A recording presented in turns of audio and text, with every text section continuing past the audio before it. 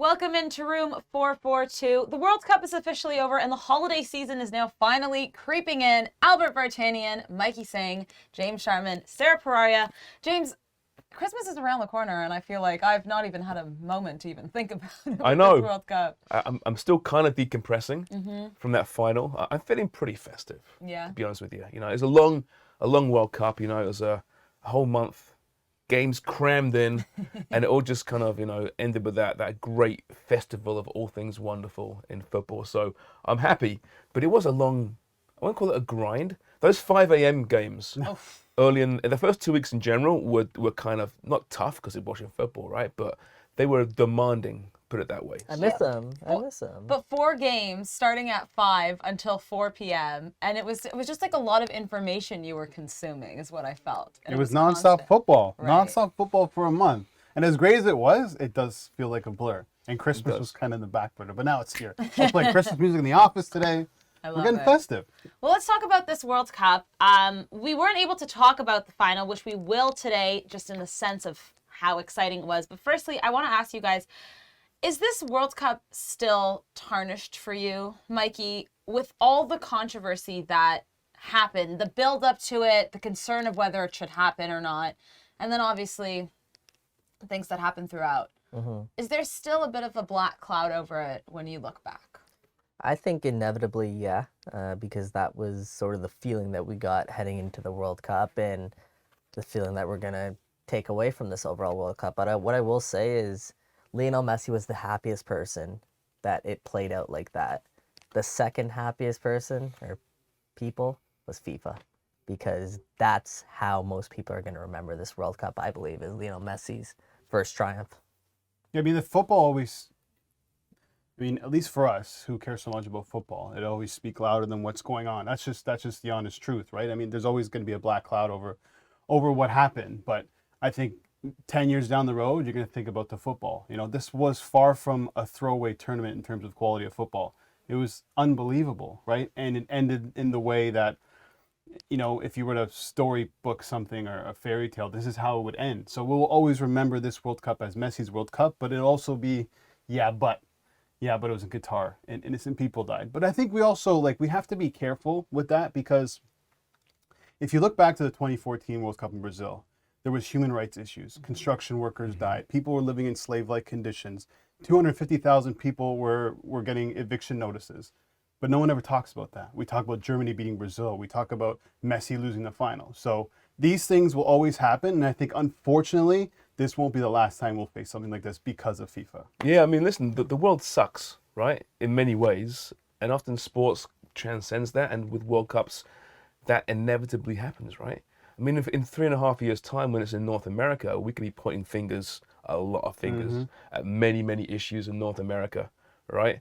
But because it's part of the Western world, we kind of brushed that under the carpet.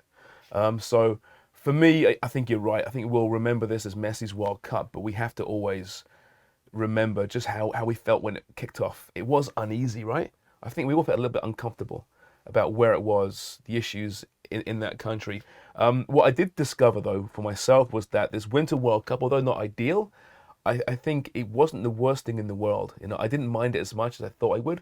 And you can't, I think allowing a Winter World Cup does allow FIFA to look in other parts of the world now to host World Cups. And just because Qatar has some controversies, it doesn't mean that other parts of the Middle East have as many controversies. Maybe they do.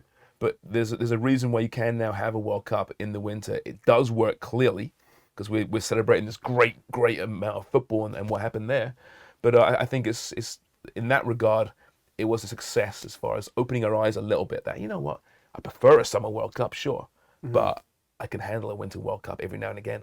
And it was also an experimental World Cup, right? Because we won't know the toll it's going to take on the players until the end of the club season, right? So I think, will FIFA even take that into consideration? I'm not sure. No, they want it 3 years now. But it could take a serious toll. And now we're talking about Club World Cups, which is another competition.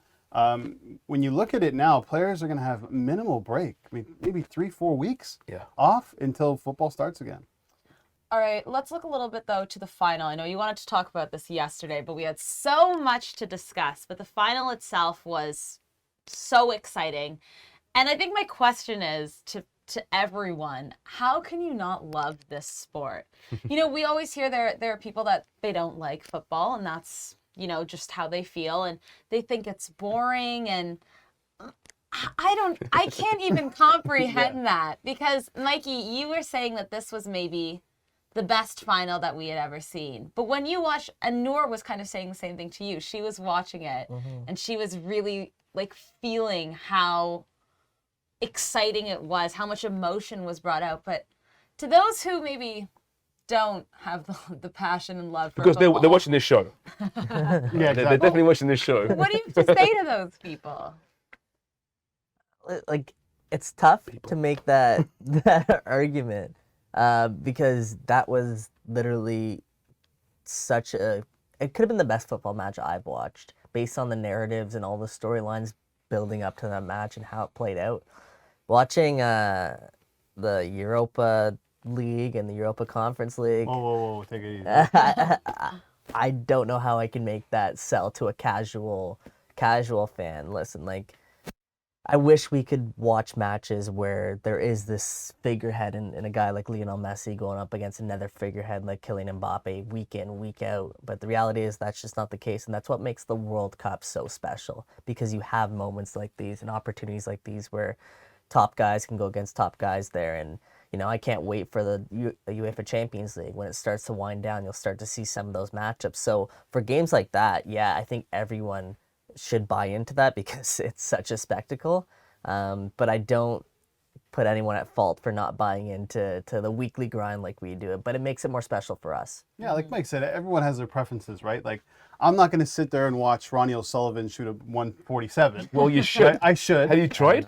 I want to. You have Well, to show me how give to it a try. play some Don't be so snooker. I can't do close-minded. the I won't snooker be. again. No, but I'm serious. Everyone has their preferences. Like Wimbledon, right? Wimbledon is huge in tennis. But personally, I'm not going to sit there and watch that unless there's, you know, a monumental matchup like, you know, Nadal against a Federer. So this is like a once-in-a-lifetime type deal.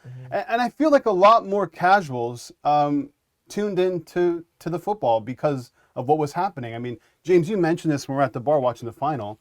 How many Messi fans were at that bar? Not Argentinian fans, Messi fans. And when you have someone who transcends sports, it's going to bring new people in. But I think for a short amount of time. I wonder for the next World Cup then, does FIFA need that figurehead? Messi's got his World Cup now, right? Mbappe has a World Cup. Is it Neymar? Does he now need that defining World Cup? Because they sold it, right, as Messi's, you know, grasping for what he hasn't had. And it worked beautifully, right? And that was the narrative through the entire World Cup. It was about Messi.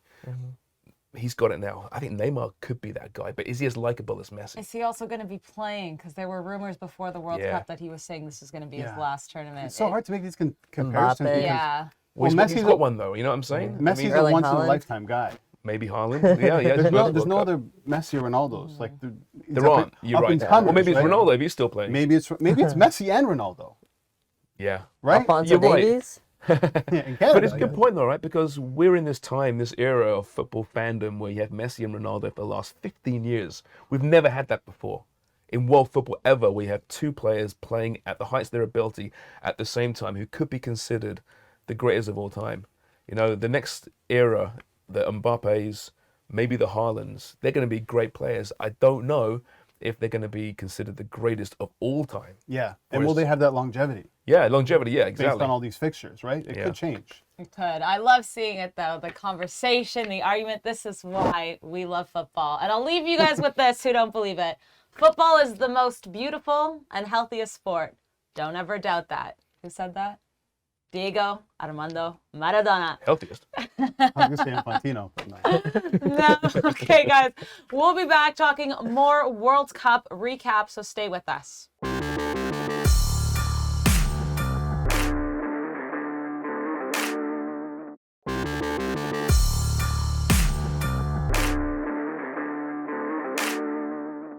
Welcome back into room 442. Now let's talk about the stories of this World Cup. Guys, I think it's difficult to not think that Lionel Messi was the story of this World Cup. I think that whenever we look back at this, we will think of Messi. Is that fair, Mikey?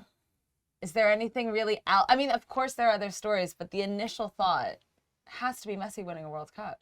It's 110%. It's Lionel Messi winning the World Cup, and throughout this whole process, this whole journey with Messi, the weight started off losing to Saudi Arabia, and then the gradual incline there, and building up to that point where he finally got over the hill. And it's something surreal, something special, as we mentioned earlier. Like, this will be, if we look back on this in 10, 15 years, it's going to be the moment that Lionel Messi finally broke through and got, in some ways, just some poetic justice for him finally getting over that hump and lifting the World Cup. Right. Albert, let's put Messi aside because I don't think any of us will disagree with him being the story of this World Cup. But can we take a look at Croatia and Morocco for a moment? Two underdogs. I mean, it's a strange term, especially I feel like for Croatia, but made it to the semifinals. And I'm sure the majority of people did not expect that.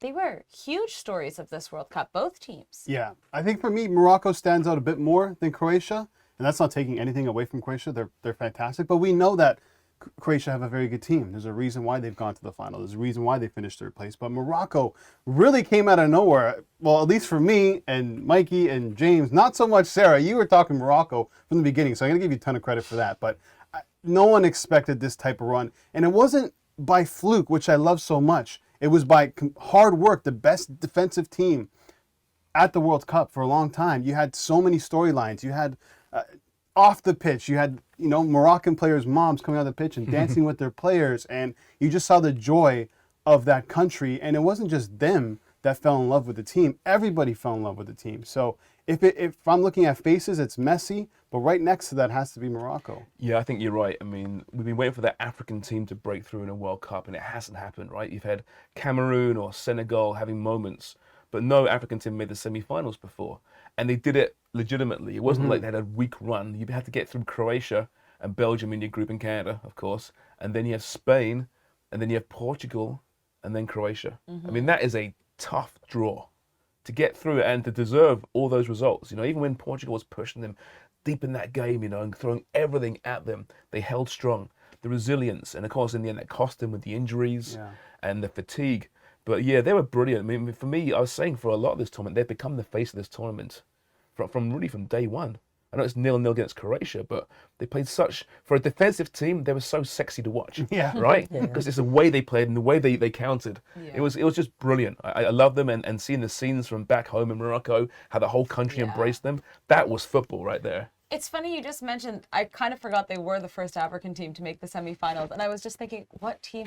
Isn't it crazy that Ivory Coast with Didier Drogba, Kolo and Yaya Toure, Solomon Kalou. What about Nigeria? Nigeria, the Eagles, the Super Eagles. Weren't even at this World Cup, either of those teams. No, and isn't they've that given wild? us so much joy over the years in big tournaments, right? It's very Tell you what, interesting.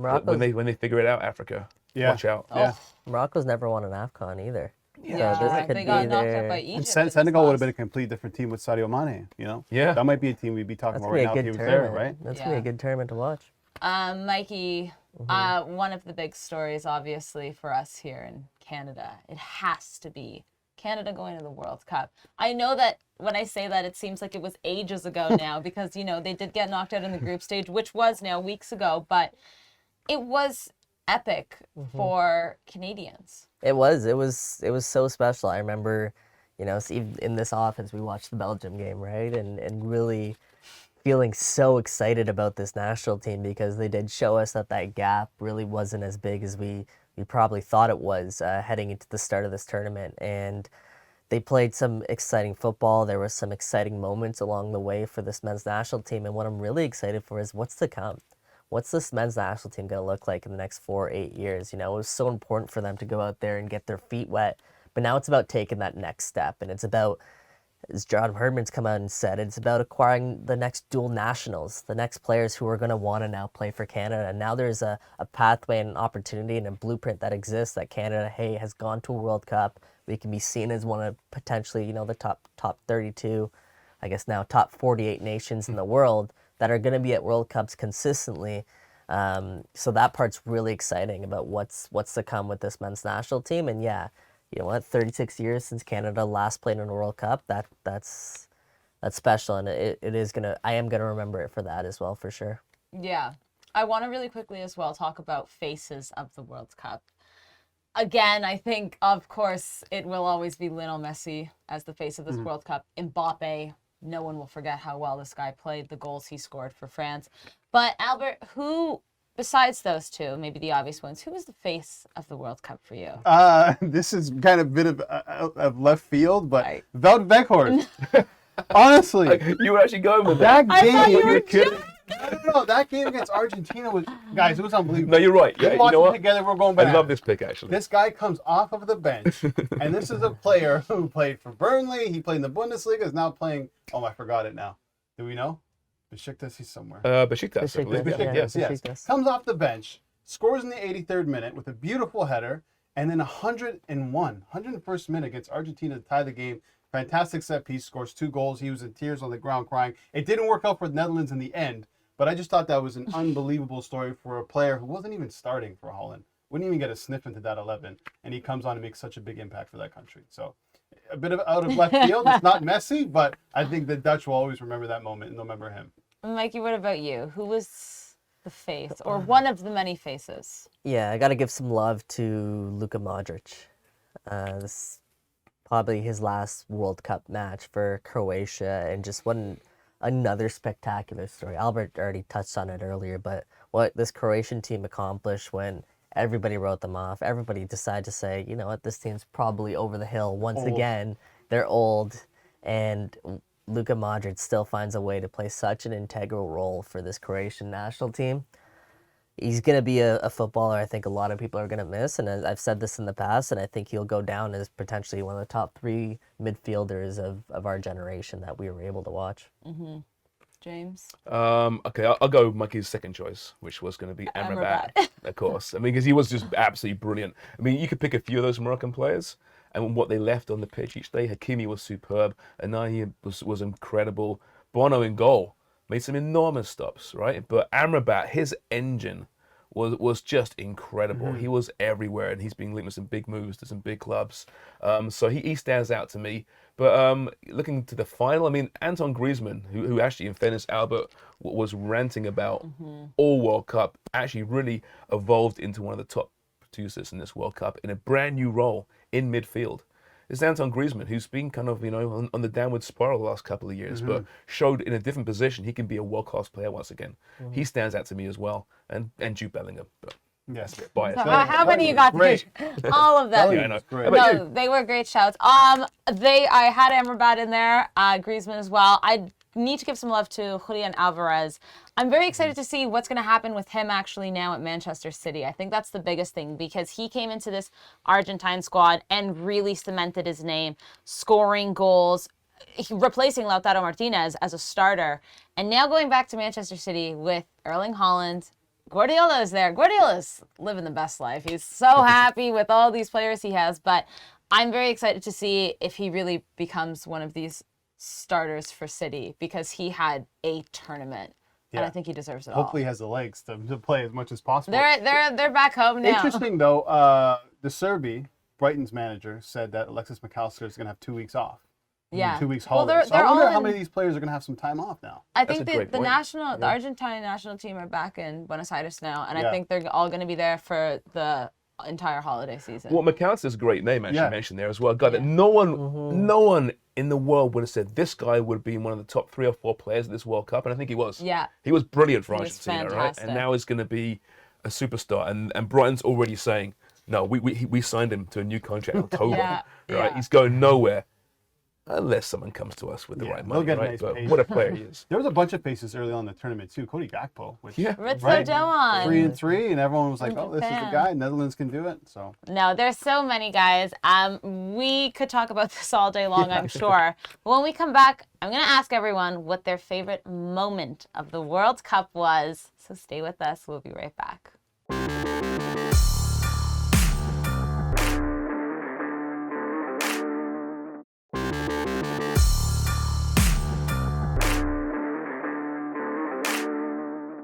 Welcome back into room 442, and now we are going to talk about our favorite moments of the World Cup. I'm going to start, and it has to be Lionel Messi kissing the World Cup trophy as he walked by it with his golden ball.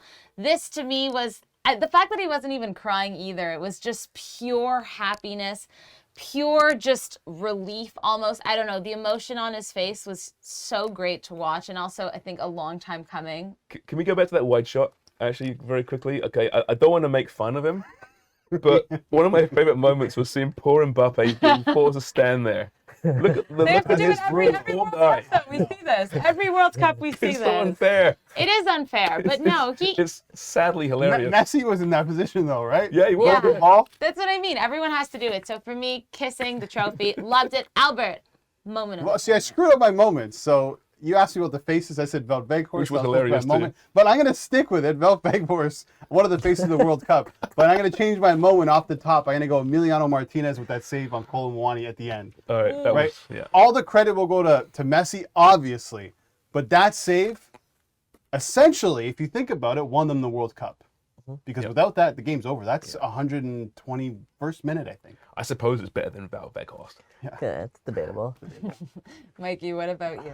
For me, it was Morocco, and specifically the moment they knocked out Albert's Portuguese over here, Portugal. And on the one hand, we talked about Morocco already, so I won't go too heavy into them, but what an incredible story and the joy on their faces after pulling off just such a emphatic victory over Portugal to advance to the first semifinal for an African nation.